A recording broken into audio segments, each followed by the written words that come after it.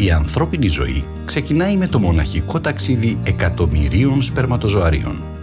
Το σπερματοζωάριο περιέχει γενετική πληροφορία από τον πατέρα και ο σκοπός του είναι να βρει το οάριο της μητέρας που περιέχει την δική της γενετική πληροφορία. Όταν το βρει, ενώνονται και αφού συνδυάσουν τη γενετική πληροφορία των δύο γονέων, το ταξίδι της δημιουργίας ενός ανθρώπου ξεκινάει. Ο γυναικολόγος βοηθάει σε όλη τη διάρκεια της αναπαραγωγικής διαδικασίας από τη σύλληψη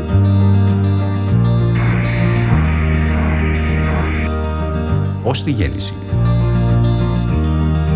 Τελευταία, με την εξέλιξη της ιατρικής, ο γυναικολόγος μπορεί να βοηθήσει και στην πρόληψη σοβαρών ασθενειών, όπως είναι ο καρκίνος του τραχύλου της μήτρας, χορηγώντας ένα ασφαλές εμβόλιο. Αλλά ας πάρουμε τα πράγματα με τη σειρά. Οικογενειακός προγραμματισμός. Αντισύλληψη. Με την ένωση του οαρίου με το σπερματοζωάριο, ξεκινάει η δημιουργία ενός ανθρώπου, η λεγόμενη σύλληψη. Η εγκυμοσύνη όμως που θα προκύψει μπορεί να μην είναι επιθυμητή ή να υπάρχει κάποιος κίνδυνος υγείας.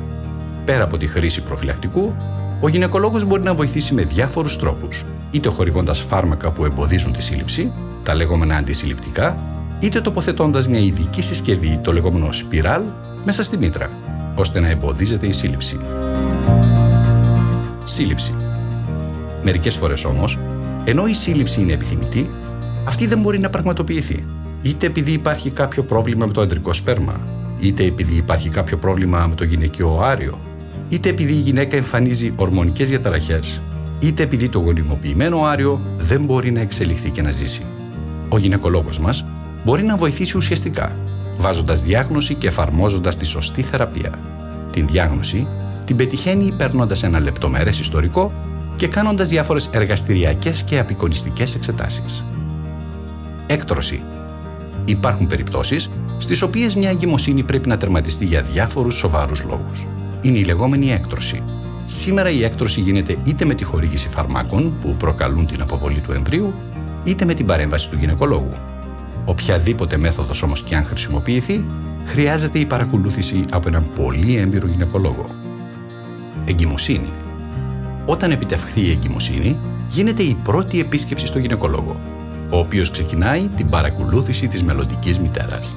Η συντριπτική πλειοψηφία των παιδιών γεννιούνται φυσιολογικά. Παλιότερα ήταν πολύ δύσκολο έως αδύνατο να γνωρίζουμε την κατάσταση του εμβρίου κατά την εξέλιξη της εγκυμοσύνης.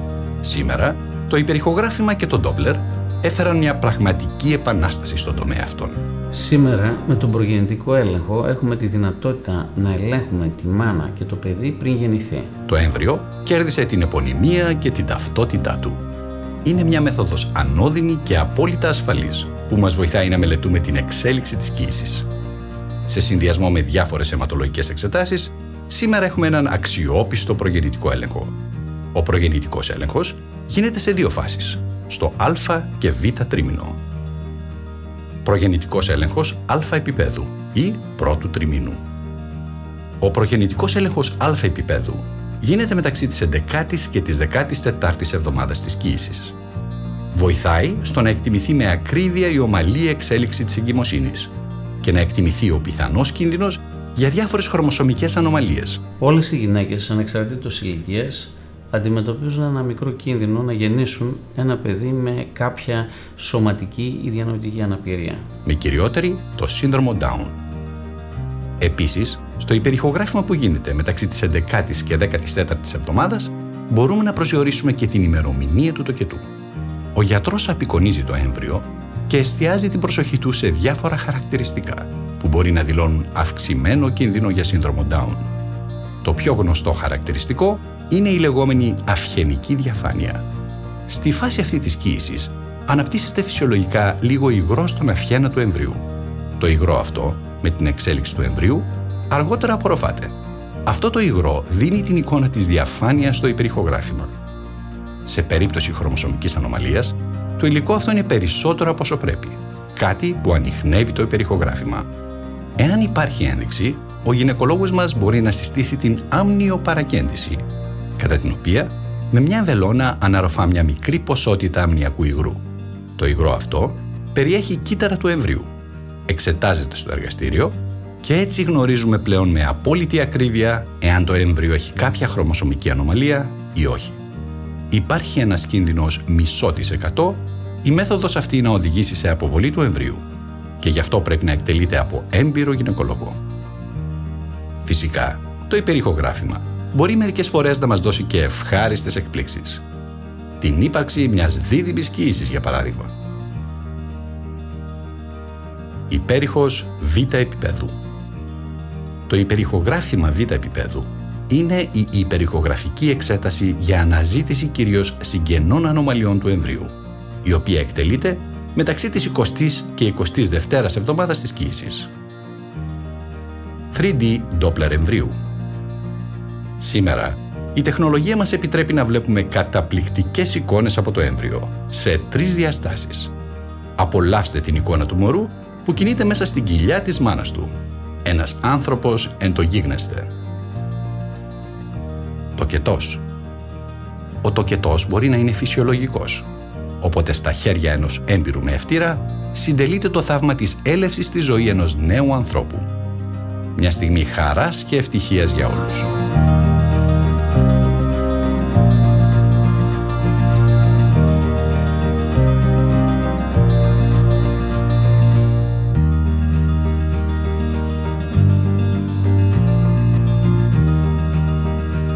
Σε μερικές περιπτώσεις όμως μπορεί να συντρέχουν διάφοροι ιατρικοί λόγοι και να κρίνει ο γιατρός μας ότι χρειάζεται να γίνει η λεγόμενη καισαρική τομή. Αν και οι αναφορές ότι με τον τρόπο αυτό γεννήθηκε ο Καίσαρας είναι ανακριβείς, η επέμβαση αυτή εφαρμόζεται για πολλά χρόνια. Με τη μέθοδο αυτή, ο γυναικολόγος κάνει μία τομή κατά μήκος της κάτω κοιλίας. Το μωρό έρχεται στον κόσμο από την τομή στη μήτρα. Η μήτρα ανοίγει εύκολα και σε λίγα μόνο λεπτά το μωρό γεννιέται. Από την αρχή μέχρι το τέλος της, η διάρκεια μιας καισαρικής χωρίς εκδήλωση περιπλοκών είναι μεταξύ 30 και 40 λεπτών. Υποβοηθούμενη αναπαραγωγή. Με τον όρο υποβοηθούμενη αναπαραγωγή περιγράφονται όλες οι μέθοδοι που έχουν αναπτυχθεί με σκοπό να μπορέσει ένα ζευγάρι να τεκνοποιήσει. Η κυριότερη και γνωστότερη θεραπευτική παρέμβαση είναι πρώτον η εξωσωματική γονιμοποίηση, in vitro fertilization ή IVF, κατά την οποία, αφού ληφθούν οάρια από τις οοθήκες της γυναίκας και σπερματοζωάρια από τον άνδρα, τοποθετούνται μαζί σε ένα βαθές πλακίδιο στο εργαστήριο, όπου εκεί γίνεται η γονιμοποίηση. Τα έμβρια που σχηματίζονται με τον τρόπο αυτό μεταφέρονται μέσα στη μήτρα και εκεί συνεχίζεται πλέον η ανάπτυξή τους. Η ενδοκυταροπλασματική έγχυση σπερματοζώριου, intracytoplasmic sperm injection. Αυτή η διαδικασία είναι παρόμοια με την εξωσωματική γονιμοποίηση, αλλά αντί για τη συνένωση του οαρίου με το σπερματοζωάριο, γίνεται άμεση έγχυση ενός σπερματοζωαρίου μέσα στο οάριο και στη συνέχεια το έμβριο που σχηματίζεται μεταφέρεται μέσα στη μήτρα. Η χρήση οαρίων ή σπερματοζωαρίων αποδότες. Στην τεχνητή γονιμοποίηση είναι δυνατόν να χρησιμοποιηθούν σπερματοζωάρια αποδότες όταν ο σύντροφος έχει χαμηλό αριθμό σπερματοζωαρίων ή δεν παράγει καθόλου σπερματοζωάρια. Σε μερικές περιπτώσεις όπου η γυναίκα δεν παράγει οάρια, χρησιμοποιείται οάριο από άλλη γυναίκα, που αναμειγνύεται και συνενώνεται με ένα σπερματοζωάριο του συντρόφου της γυναίκας που επιθυμεί να τεκνοποιήσει. Το έμβριο που σχηματίζεται μεταφέρεται μέσα στη μήτρα. Παρένθετη μητρότητα. Σε αυτή την περίπτωση, μια άλλη γυναίκα κυοφορεί το έμβριο ενός ζευγαριού με οάριο και σπερματοζωάριο του ζευγαριού ή δότριας ή δότη μέχρι τον τοκετό και μετά το νεόγνω παραδίδεται στο ζευγάρι. Λαπαροσκοπική χειρουργική. Η αλματώδης εξέλιξη της ιατρικής τεχνολογίας επιτρέπει στους ειδικά εκπαιδευμένους γυναικολόγους τη δυνατότητα να εκτελούν χειρουργικές επεμβάσεις χωρίς να κάνουν μεγάλες τομές στην κοιλιά των ασθενών. Η μέθοδος αυτή ονομάζεται λαπαροσκοπική χειρουργική. Ο όρος λαπαροσκόπηση σημαίνει την επισκόπηση της κοιλιάς διαμέσου μιας μικρής τομής, μήκους λίγων χιλιοστών, όπου εισάγεται μια ειδική κάμερα, το λαπαροσκόπιο. Με τη λαπαροσκόπηση, ο χειρουργός μπορεί να πραγματοποιήσει διάφορες επεμβάσεις, όπως αφαίρεση κίστιου οθήκης, εινομιώματος της μήτρας και άλλες.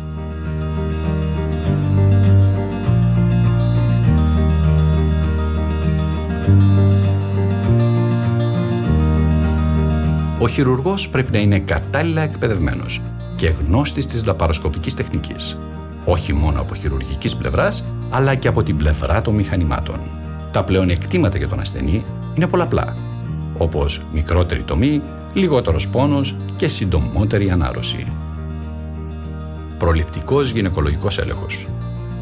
Τουλάχιστον μια φορά το χρόνο, κάθε γυναίκα πρέπει να υποβάλλεται σε έναν προληπτικό γυναικολογικό έλεγχο. Μικρά προβλήματα που μπορούν να διαγνωστούν μπορεί να βρίσκονται σε αρχικά στάδια και να είναι πλήρως αναστρέψιμα. Κατά τον προληπτικό έλεγχο, λαμβάνεται ένα ιστορικό και ακολουθεί η γυναικολογική εξέταση, κατά την οποία γίνεται παρατήρηση για τυχόν βλάβες, μολύνσεις, ασυνήθεις εκκρίσεις, ανατομικές ανομαλίες και άλλα. Σε περίπτωση που υπάρχουν ασυνήθεις εκκρίσεις που υποδηλώνουν μόλυνση, τότε συστήνεται καλλιέργεια κολπικού υγρού για την ανέβρεση και θεραπεία της μόλυνσης. Γίνεται λήψη υλικού για το τεστ ΠΑΠ από τον τράχυλο της μήτρας, το οποίο αποστέλλεται στο εργαστήριο. Η εξέταση συνεχίζεται με την υπερηχογραφική απεικόνηση της μήτρας και των οθικών. Η εξέταση τελειώνει με τον έλεγχο των μαστών. Σεξουαλικώς μεταδιδόμενα νοσήματα. Η συνεχής αλλαγή ερωτικών συντρόφων και το σεξ χωρίς προφύλαξη οδηγούν στην εμφάνιση διαφόρων σεξουαλικώς μεταδιδομένων νοσημάτων, όπως η σύφυλη, η βλενόρια, ο έρπιτας των γεννητικών οργάνων, τα κονδυλώματα, το AIDS, οι υπατήτηδες Β και Σ και πολλά άλλα. Κατά την ετήσια γυναικολογική εξέταση της γυναίκας, ο γυναικολόγος μπορεί να συμβάλλει σημαντικά στην πρόληψη, έγκαιρη διάγνωση και θεραπεία των σεξουαλικώς μεταδιδομένων νοσημάτων. Καρκίνος του τραχύλου της μήτρας. Ο καρκίνος του τραχύλου της μήτρας είναι ένας από τους πιο συχνούς καρκίνους του γυναικείου γεννητικού συστήματος. Οφείλεται στον ιό HPV που μεταδίδεται με τη σεξουαλική επαφή. Για αρκετά χρόνια παραμένει σε ένα προκαρκινικό, ασυμπτωματικό στάδιο και μια διάγνωση σε αυτό το στάδιο μπορεί να θεραπεύσει τον καρκίνο του τραχύλου σχεδόν 100%. Τη διάγνωση τη θέτει ο γυναικολόγος, τόσο με την επισκόπηση για την ψηλάφιση, όσο και με μια σειρά εξετάσεων, από τα οποία σημαντικότερο είναι το PAP test και το τεστ του HPV-DNA, που μας δείχνουν αν υπάρχουν καρκινικά κύτταρα στο δείγμα που παίρνουμε. Για την αντιμετώπιση του καρκίνου του τραχύλου της μήτρας, η ιατρική διαθέτει μια ποικιλία μεθόδων, αλλά σήμερα διατίθεται αποτελεσματικό εμβόλιο για την πρόληψη του καρκίνου αυτού. Από το 2007, στην Ελλάδα κυκλοφορούν 2 εμβόλια εναντίον των ιών των ανθρωπίνων θυλωμάτων, των HPV. Η ηλικία που συνιστάται ο εμβολιασμός είναι στην αρχή της εφηβείας, πριν την έναρξη της σεξουαλικής δραστηριότητας των κοριτσιών. Στην Ελλάδα έχει εγκριθεί από το Υπουργείο Υγείας ο εμβολιασμός νέων κοριτσιών να ενταχθεί στο Εθνικό Σύστημα Εμβολιασμών. Το εμβόλιο είναι αποτελεσματικό και χωρίς ιδιαίτερες ανεπιθύμητες ενέργειες.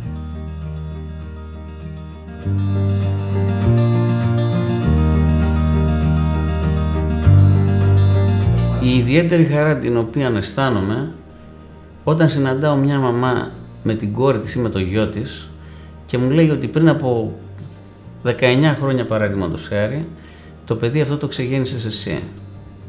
Είναι ένα ιδιαίτερο συναίσθημα, νιώθω εκείνη τη στιγμή, μια ειδική περίπτωση που με έχει προκαλέσει συγκίνηση ήταν όταν είδα μια γυναίκα που επί σειρά ετών προσπαθούσε να συλλάβει. Συνέλαβε σε πολύ μεγάλη ηλικία, 48 χρονών, και το μοναχογιό της μετά από 17 χρόνια, 18 χρόνια, τον συναντάω σε μια εκδήλωση της Ευξήνου Λέσης να χορεύει και να από κάτω οι γονείς να τον βλέπουν και συμπτωματικά τους πετυχαίνω. Οπότε μου δείχνουν το μωρό το οποίο είχα ξεκινήσει πριν από 17-18 χρόνια. Τους ξεγέννησα Χριστούγεννα με κυσαρική τομή. Ξέφρασαν έντονα την επιθυμία να γνωρίσω το παιδί που ξεγέννησα. Και το φωνάζουν και γνωριζόμαστε μετά, γιατί δεν με ήξερε το παιδί, νάω με ευτήρες. Το παιδί αυτό εγώ το είχα ξεκινήσει, και ήταν ένα παλικάρι μπροστά μου αυτή τη στιγμή. Τους έκανα ένα δώρο πολλών Χριστουγέννων. Ο κόσμος βλέπει σαν άνθρωπο που σε μια συγκεκριμένη πάρα πολύ σπουδαία στιγμή της ζωής τους έχει συμπαρασταθεί και τους έχει δώσει πολύ μεγάλη βοήθεια. Αυτό το εισπράττεις και εσύ από μεριά σου, πράγμα που σου δημιουργεί αισθήματα ικανοποίησης, καταξίωσης και ανθρώπινης σχέσης. Ξεφεύγει δηλαδή από ένα δούνε και λαβήν στεγνό. Είναι μια δουλειά που μου αρέσει και με εκφράζει. ότι εγώ αναζητώ και ενημερώνομαι και προσπαθώ και να βελτιωθώ και να γνωρίσω καινούριες γνώσεις οι οποίες αναπτύσσονται. Υπάρχει μια διαρκή στάση εκπαίδευσης και μεταεκπαίδευσης στην τομέα, γιατί μου αρέσει. Είναι κάτι που το γουστάρω.